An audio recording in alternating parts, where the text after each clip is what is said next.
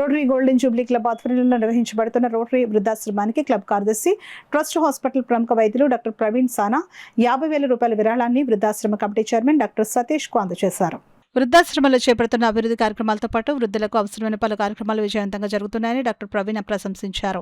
ఈ సందర్భంగా రోటరీ వృద్ధాశ్రమంలో మరమ్మతు కార్యక్రమాలు దాదాపు పూర్తి చేయడంతో అక్కడ నివాసం ఉంటున్న వృద్ధులకు ఎంతో సదుపాయంగా ఉన్నాయని డాక్టర్ ప్రవీణ్ అన్నారు.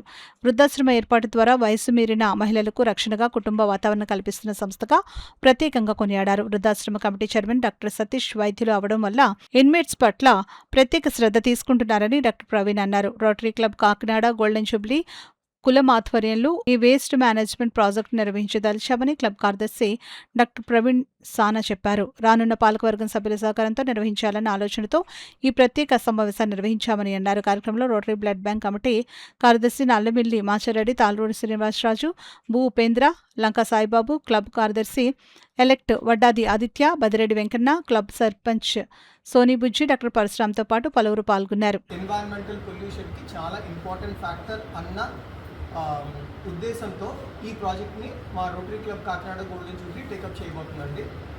ఈ ప్రాజెక్ట్ ఏం చేస్తామంటే స్కూల్స్, ఎడ్యుకేషనల్ ఇన్స్టిట్యూషన్స్, హాస్పిటల్స్ ఇలాంటి పెద్ద పెద్ద ఇన్స్టిట్యూషన్స్ నుంచి కలెక్ట్ అయిన ఈ వేస్ట్ అంతా రెస్పాన్సిబుల్గా రీసైకిల్ చేయాలి అన్న ఉద్దేశంతో ఈ ప్రాజెక్ట్ చేపడుతున్నామండి.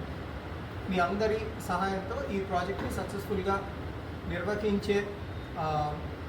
నిర్వహించడానికి దేవుని గట్టిగా ప్రార్థిస్తున్నాను. డ్రై వేస్ట్ కానివ్వండి, ఎలక్ట్రానిక్ వేస్ట్ కానివ్వండి, మనం ఇర్రెస్పాన్సిబుల్గా డిస్పోజ్ చేయడం వల్ల జనరల్ వేస్ట్తో కలిసిపోయి ఈ వేస్ట్ అంతా మనం రెగ్యులర్గా తగలబెట్టేయడం అంటూ జరిగితే ఇది land pollution, air pollution and water pollution 3 cause చేస్తాయండి.